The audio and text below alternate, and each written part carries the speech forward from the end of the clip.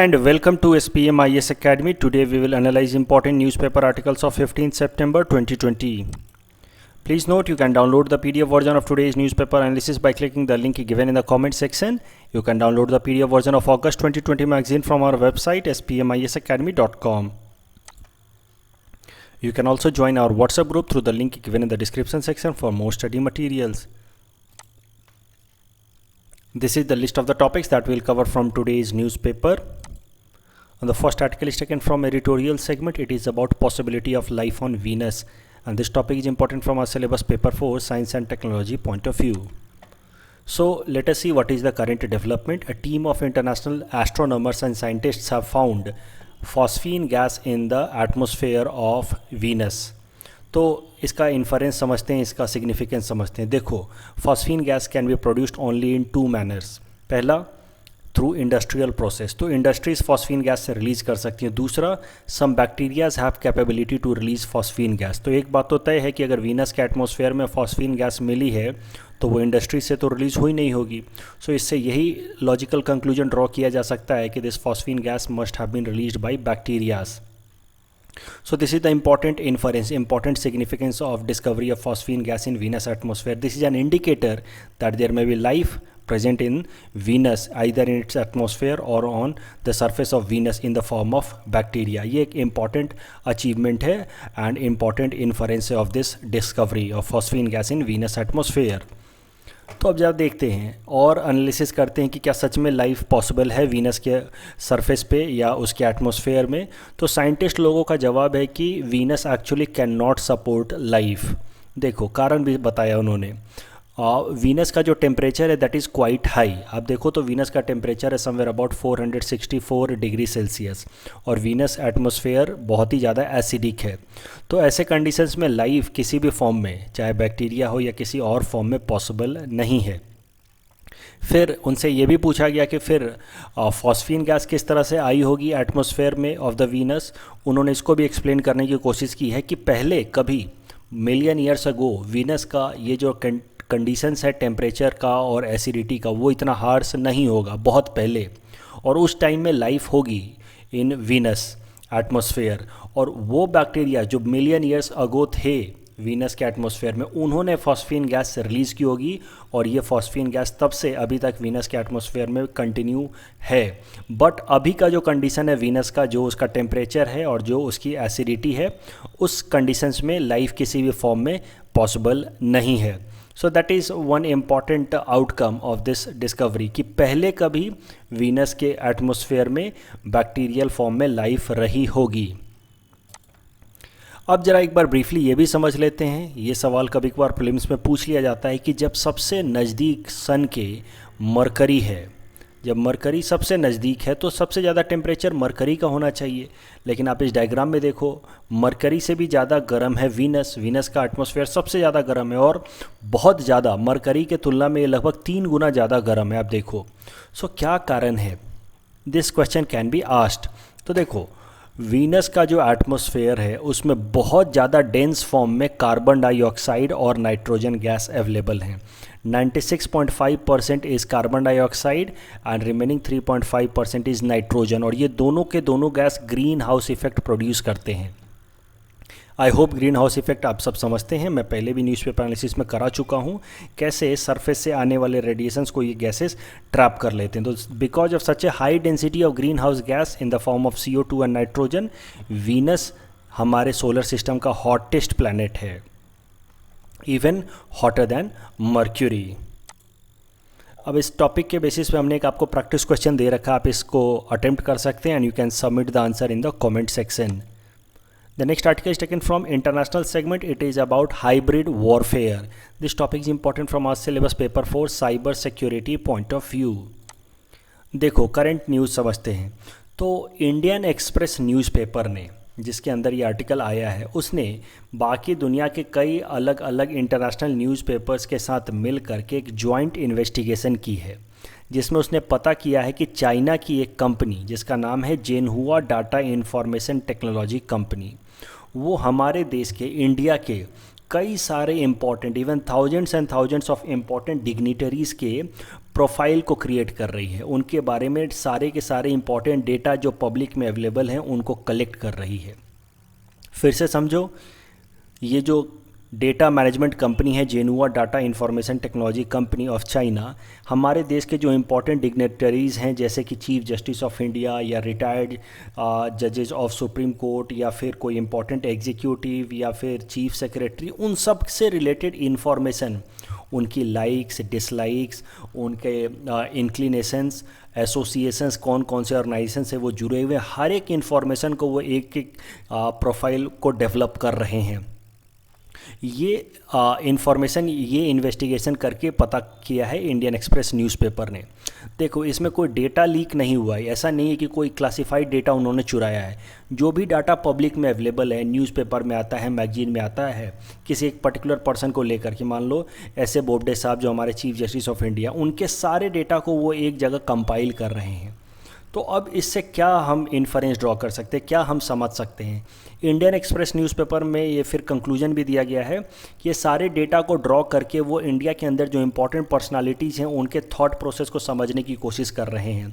तो चाइना जो है वो इंडिया के प्लानिंग प्रोसेस को, थॉट प्रोसेस को समझने की कोशिश कर रहा है, जिसको हम लोग कहते हैं स्ट्रैटेजिक कम्युनिटी। वो लोग जो हमारे देश में इंपॉर्टेंट स्ट्रैटेजीज बनाते हैं, हम उन लोगों की थॉट प्रोसेस को, उनके प्लानिंग प्रोसेस को समझने की कोशिश कर रहा है। सो China is trying to anticipate the thought process or mental inclination of the strategic community of India। और उसके अलावा और भी इन्फ्लुएंस हो सकता है, इन सारे डाटा का वो मिसयूज कर सकता है in order to incite communal tension, ethnic conflict in India. तो देखो, अलग अलग लोगों के बारे में उसने इन्फॉर्मेशन निकाला है। अब मान लो, मैं हाइपोथेटिकली आपको समझा रहा हूँ कि कोई एक ऐसा लीडर है जो माइनॉरिटी कम्युनिटी के कंसर्न्स को सपोर्ट करता है, माइनॉरिटी कम्युनिटी के कंसर्न्स को वो रेज करता है ऑन पब्लिक फोरम्स। वैसे लीडर को लेकर के ये चाइनीज़ कंपनियां कोई झूठा स्टेटमेंट रिलीज कर सकती हैं सोशल मीडिया प्लेटफॉर्म पे, जिससे समाज में, सोसाइटी के अंदर कम्युनल डिसहार्मनी हो जाए, क्योंकि लोगों को तुरंत भरोसा हो जाएगा कि हाँ, अगर इस लीडर ने कहा है, अगर ऐसा न्यूज़ है कि इस पर्टिकुलर लीडर ने वो एक पर्टिकुलर कम्युनिटी की ही बात करता है, तो उसने ज़रूर ऐसा कहा होगा।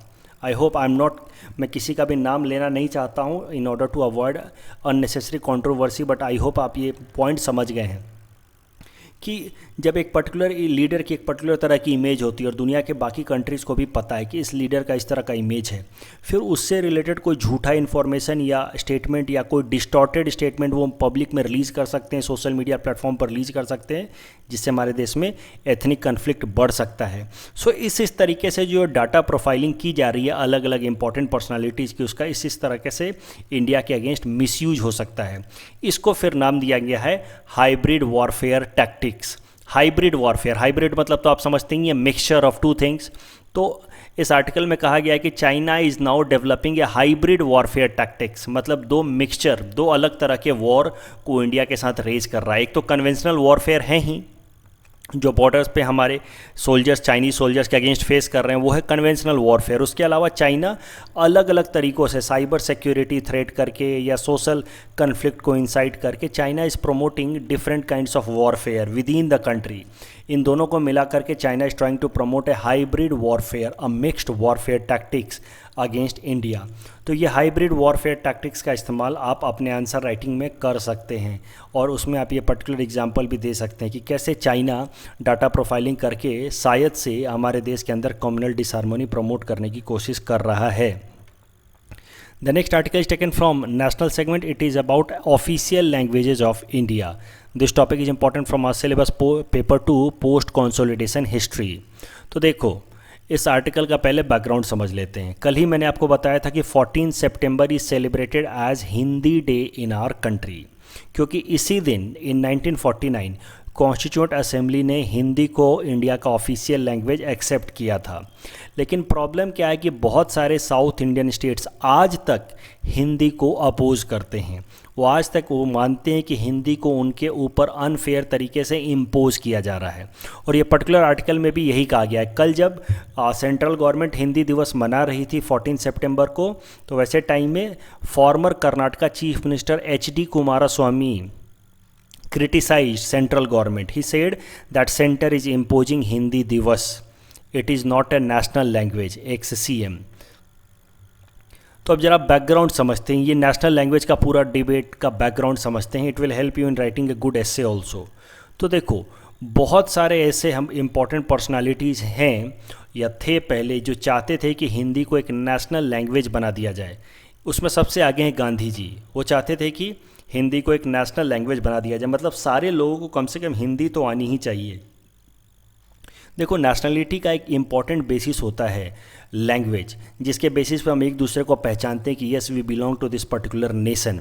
जो हमारे देश में ये नेशनलिटी का जो कॉन्सेप्ट है on the basis of language, वो मिसिंग है। देखो, मैं इन जनरल बता रहा हूँ, दुनिया में बेसिकली दो ही बेसिस पे कंट्रीज़ बने हैं, नेशनलिटीज़ बनी हैं, आइदर ऑन द लैंग्वेज और on the basis of religion.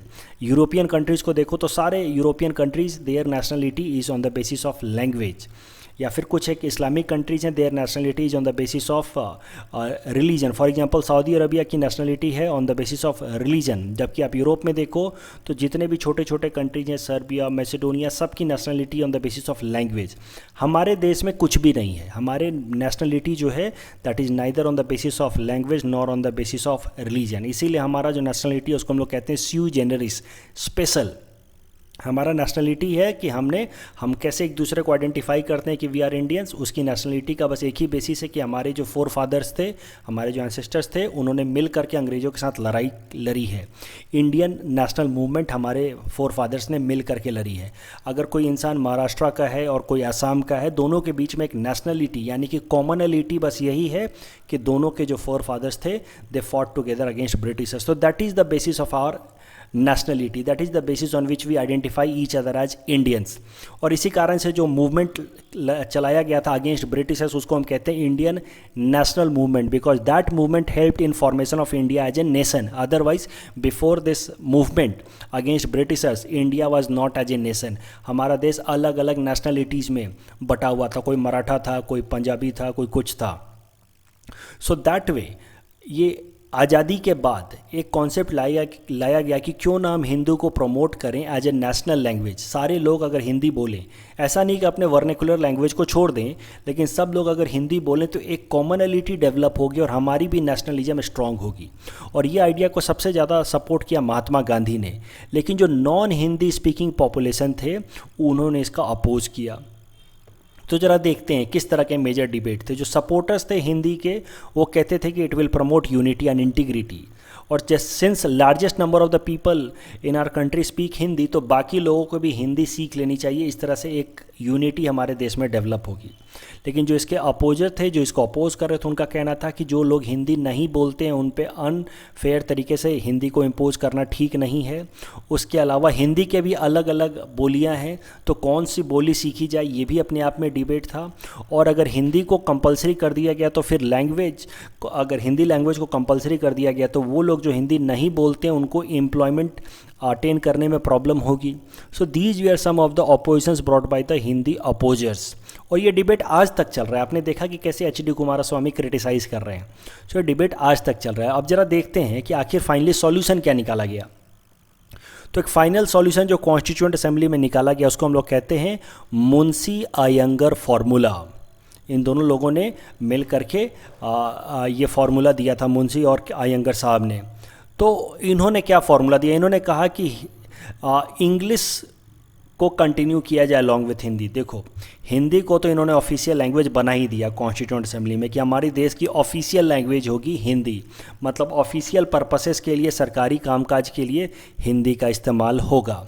लेकिन जब साउथ इंडियन स्टेट्स बहुत ज़्यादा प्रोटेस्ट करने लगे तो इन्होंने एक दूसरा फार्मूला भी सजेस्ट कर दिया। इन्होंने कहा कि हिंदी के साथ साथ English also will continue as official language. Britishers के टाइम में, आज़ादी से पहले तो इंग्लिश ऑफिशियल लैंग्वेज था ही। जब साउथ इंडियन स्टेट्स अपोज करने लगे तो इन्होंने कहा कि इंग्लिश को भी ऑफिशियल लैंग्वेज की तरह कंटिन्यू किया जाएगा आज़ादी के बाद भी फॉर कमिंग 15 ईयर्स, अगले 15 सालों तक। और उसके बाद सिर्फ हिंदी ऑफिशियल लैंग्वेज होगी हमारे देश की। ध्यान रखना, we are talking about Hindi as an official language, not as a national language. Official language मतलब ऑफिशियल पर्पस के लिए, सरकारी कामकाज के लिए जो भाषा इस्तेमाल होगी। पहले फैसला हुआ कि सिर्फ हिंदी रखा जाएगा, लेकिन जब साउथ इंडियन स्टेट्स ने अपोज करना शुरू किया तो फिर फैसला हुआ कि ठीक है, हिंदी के अलावा अंग्रेजी को भी रखा जाएगा 15 सालों तक के लिए। लेकिन जब 15 साल पूरे होने लगे तो साउथ इंडियन स्टेट्स ने फिर से प्रोटेस्ट करना शुरू कर दिया, और बार बार प्रोटेस्ट करने के कारण साउथ इंडियन स्टेट्स के 1963 में कानून लाया गया जिसका नाम था ऑफिशियल लैंग्वेज एक्ट। और इस ऑफिशियल लैंग्वेज एक्ट के हिसाब से फिर हिंदी के अलावा अंग्रेजी को भी इंडिया का ऑफिशियल लैंग्वेज बना दिया गया। तो इस तरीके से देखो, हिंदी के अलावा इंग्लिश भी इंडिया का हमेशा के लिए एक ऑफिशियल लैंग्वेज बन गया।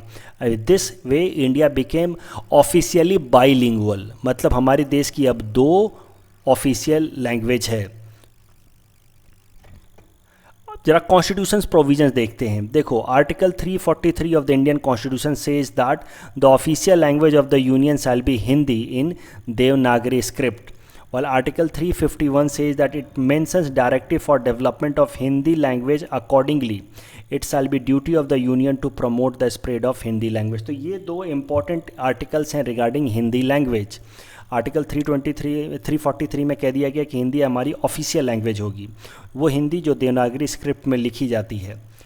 लेकिन और आपको मैंने पहले भी बताया है कि उसके अलावा 15 साल के लिए अंग्रेजी को भी रखा गया था, लेकिन बाद में ऑफिशियल लैंग्वेज एक्ट को ला करके इंग्लिश को permanently along with Hindi official language हमारे देश का बना दिया गया। और आर्टिकल 351 में हमारे कॉन्स्टिट्यूशन में ही डायरेक्टिव दिया गया है सरकारों को, state as well as central government को, कि हिंदी को एक लैंग्वेज की तरह डेवलप किया जाए, प्रमोट किया जाए, ताकि हमारे देश में यूनिटी एंड इंटीग्रिटी बिल्ड हो। The next article is taken from Assam segment. It is regarding expansion of Kaziranga. This topic is important from our syllabus paper 6 Assam environment point of view. तो देखो, सबसे पहले समझते हैं ये Buxar reserve forest के बारे में। ये देखो, ये Buxar reserve forest Kaziranga national park से थोड़ी दूरी पे है। ये बक्सर रिजर्व फॉरेस्ट जो है ऑफिशियली अभी तक काजीरंगा नेशनल पार्क का हिस्सा नहीं है। It is notified buffer zone, मतलब काजीरंगा नेशनल पार्क से, टाइगर रिजर्व से थोड़ा बाहर में आता है, वो बफर जोन में आता है। लेकिन ये बहुत इंपॉर्टेंट रीजन है। ये जो बक्सर रिजर्व फॉरेस्ट है ये बहुत इंपॉर्टेंट है because it is a link और a corridor between Kaziranga tiger reserve and Karbi Anglong landscape. ये लिंक का पहले भी कई दफ़ा हम इंपॉर्टेंस आपको बता चुके हैं। काजीरंगा नेशनल पार्क और कार्बी एंगलोंग हिली एरियाज़ के बीच में देखो कैसा होता है कि जब मानसून सीजन में काजीरंगा नेशनल पार्क में फ्लड आ जाता है तो फ्लड के कारण ये जो बहुत सारे वाइल्ड एनिमल्स हैं, खासकर वन हॉर्न राइनो या एलिफेंट्स, ये फिर इन कॉरिडोर से होते हुए कार्बी एंगलोंग के हाईलैंड्स पे हिली एरियाज़ में चले जाते हैं इन ऑर्डर टू अवॉइड और सेव देमसेल्फ फ्रॉम फ्लड। तो ये जो बीच का जो एरिया है, ये लिंक एरिया, ये बहुत इंपॉर्टेंट है, इसको प्रिजर्व करके रखना बहुत ज़रूरी है। और ये जो बक्सर रिजर्व फॉरेस्ट है दैट इज़ द लिंक और the corridor between Kaziranga national park and Karbi Anglong hills.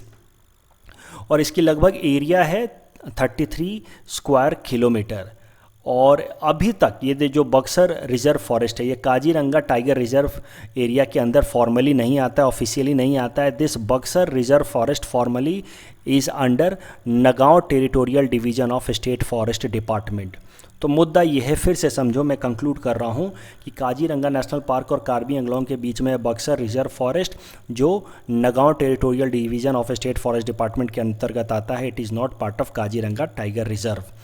अब प्रॉब्लम क्या है कि काजीरंगा टाइगर रिजर्व में आता नहीं है और इस एरिया में बहुत सारे इंसर्जेंट्स एंड पोचर्स घूमते हैं, हंटर्स घूमते हैं। और वो लोग क्या करते हैं, कभी कभार काजीरंगा नेशनल पार्क के अंदर भी घुस जाते हैं, क्योंकि काजीरंगा नेशनल पार्क के बाउंड्री से ये बाहर में है। तो यहाँ पे बहुत सारे पोचर्स हैं और बहुत बार जब जानवर यहाँ से जाते हैं कार्बी एंगलोंग्स की तरफ तो उनकी ये लोग हंटिंग कर देते हैं। और उसके अलावा ये बक्सर रिजर्व फॉरेस्ट में इंफ्रास्ट्रक्चर सही नहीं है, यहाँ पे इनफ फॉरेस्ट ऑफिशियल्स को डिपोर्ट करने के लिए सिस्टम नहीं है, तो इस कारण से यहाँ पे हंटिंग की प्रॉब्लम बहुत होती है। सो इसको रोकने के लिए अब किया क्या गया है, अब फैसला लिया गया है कि काजीरंगा नेशनल पार्क के अंदर ही इस बक्सर रिजर्व फॉरेस्ट को मर्ज कर दिया जाएगा। Kaziranga national park will be expanded and it will cover this Buxar reserve forest as well.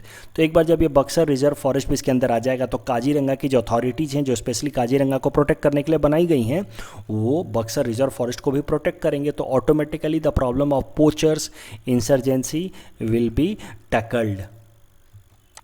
और इस कारण से ये करंट न्यूज़ आया है जहाँ पे बताया गया है कि considering the benefits of connecting Kaziranga national park with Buxar reserve forest, जो हमारे देश की नेशनल टाइगर कंजर्वेशन अथॉरिटी है, उसने डायरेक्टली रिक्वेस्ट किया है चीफ सेक्रेटरी ऑफ आसाम को कि ये जो प्रोसेस है ऑफ कनेक्टिंग और expansion of Kaziranga national park to include Buxar reserve forest, इस प्रोसेस को जल्दी से जल्दी कंप्लीट किया जाए।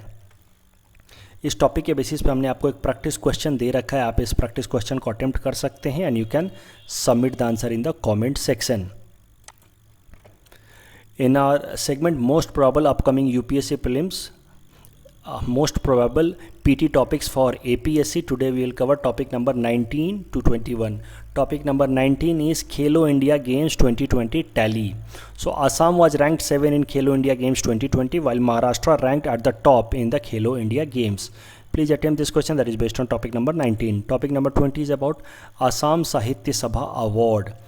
Assam Kesari Ambika Giri Rai Chaudhary Award was given to poet Anubhav Tulsi and writer Dr. Apurva Kumar Saikia. Kala Guru Vishnu Prasad Rabha Award was given to Dr. Prayag Saikia and Nilotpal Barua. Yuba Sangbadik Award was given to Vasisth Dev Phukan, Tapan Kumar Bora and Manoranjan Bori. Please attempt this question that is based on topic number 20. Topic number 21 is about Jaunbil Mela. Jaunbil Mela is a community fair held at the weekend of Magh Bihu. It is held at a historic place known as Dayang Belguri at Jaunbil. Please attempt this question that is based on topic number 21. This is the answer of question number 16 to 18 that we had given in yesterday's newspaper analysis. Today's question can be attempted by students and you can submit the answer in the comment section. We will be sharing answer of these questions in tomorrow's newspaper analysis.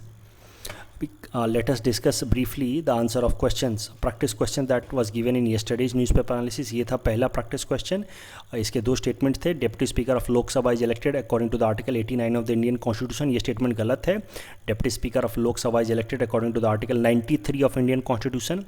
Second statement देखते हैं. In India, a parliamentary convention is to pass on the deputy speaker post to ruling party in Lok Sabha. ये statement भी गलत है because the parliamentary convention is to pass on the post of deputy speaker to the opposition party in Lok Sabha. So both statements are wrong. So the correct option will be option D. दूसरा question ये था, इसके भी दो statement थे. पहला statement था since health is a state subject thus parliament cannot make laws on health issues under any circumstances. This statement is wrong. बात को समझो, स्टेट सब्जेक्ट्स पे भी पार्लियामेंट कानून बना सकता है इन सम सर्कमस्टांसेस, सम केसेस. पहला केस, जब Rajya Sabha Passage a resolution under article 249, अगर राज्यसभा ने एक रिजोल्यूशन पास किया कि एक पर्टिकुलर स्टेट सब्जेक्ट पे सेंट्रल पार्लियामेंट कानून बनाएगी, तो फिर उस केस में पार्लियामेंट कानून बना सकती है even on state subject. Second, if there is proclamation of emergency. और थर्ड, इफ़ टू और more state passes a resolution for enforcing an international. और fourth, for enforcing an international agreement. तीसरा point समझो, अगर दो स्टेट, मान लो असम और मेघालय ने मिल करके एक रिजोल्यूशन पास किया कि हमारे इस स्टेट सब्जेक्ट पे सेंट्रल पार्लियामेंट कानून बनाए, तो वैसे टाइम में पार्लियामेंट यानी कि सेंट्रल लेजिस्लेचर कानून बना सकती है, लेकिन वो कानून फिर इन दोनों स्टेट्स में ही अवेलेबल या एप्लीकेबल होगा. तो वैसे टाइम में भी पार्लियामेंट स्टेट सब्जेक्ट पे कानून बना सकती है. उसके अलावा फोर्थ पॉइंट है फॉर इन्फोर्सिंग इंटरनेशनल अग्रीमेंट्स. अगर किसी इंटरनेशनल अग्रीमेंट को इन्फोर्स करना है तो वैसे टाइम में सेंट्रल पार्लियामेंट जो यूनियन लेजिस्लेचर है वो स्टेट सब्जेक्ट्स पे भी लॉ बना सकती है. तो ये स्टेटमेंट गलत हो गया. आप स्टेटमेंट को समझो, since health is a state subject thus parliament cannot make a law on health issue under any circumstances. आप स्टेटमेंट को समझो, ये स्टेटमेंट गलत है. Under some circumstances even when the health is a state subject the parliament can make law on it. Second statement is of course right. National health authority will implement national digital health mission. So the correct option will B option B. Third statement, third practice question, which of the following are the official languages of India. आज हमने देख ही लिया A1 and 2 are the official languages of India. So the correct option will be B. That's all from our side for today. Thanks for watching.